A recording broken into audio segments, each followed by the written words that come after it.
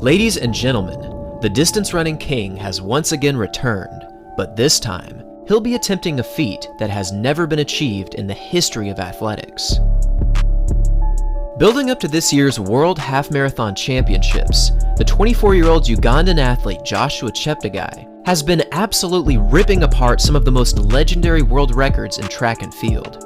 Whether it be the 5,000 meters, the 10,000 meters, on the track or on the roads, this guy has pretty much done it all. However, he'll be making his debut over the 13.1 mile distance, and if he can win, he will become the second person in history to win a world cross-country title, a world track and field title, and a world road racing title. The only other athlete to ever achieve this feat was the Moroccan runner Khalid Ska back in 1994. However, if Cheptegei somehow manages to come out on top race, he will not only become the youngest athlete to ever win these 3 titles, but he will be the unquestionable king of the roads, the track, and in cross country, which is something that is honestly unheard of.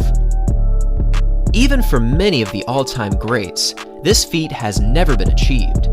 Not for Eliud Cheptegei, not for Haile Gebrselassie, not even Kenenisa Bekele, who was the unquestionable king of the track and in cross country. However, road racing was a different story. Indeed, Cheptegei is set for greatness, but how exactly did he get here? Well, if we take a look at his recent training schedules, it becomes much more obvious as to why he's grown into such a beastly performer.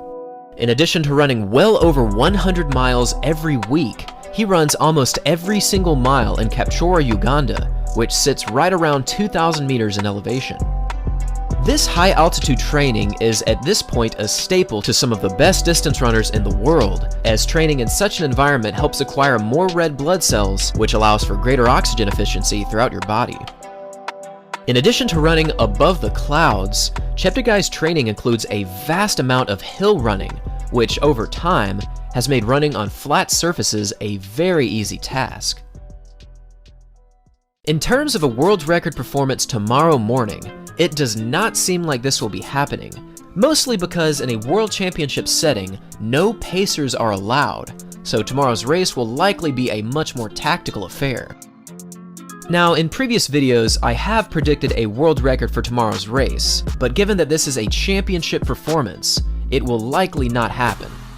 However, there still is a small chance the pace could push into world record territory, and with a completely flat course consisting of 4 consecutive loops, perhaps the field will work together and potentially challenge the world record from Geoffrey Kamworor.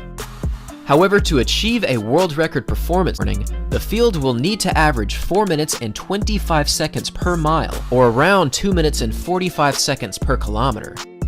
This is extremely fast, and although it likely won't happen, I gotta say, with proper pacers and the correct course, I do think Cheptegei could become the first athlete to ever run under 58 minutes for this half marathon. Either way, this race will be amazing to watch, and with a very competitive field ready to challenge Cheptegei,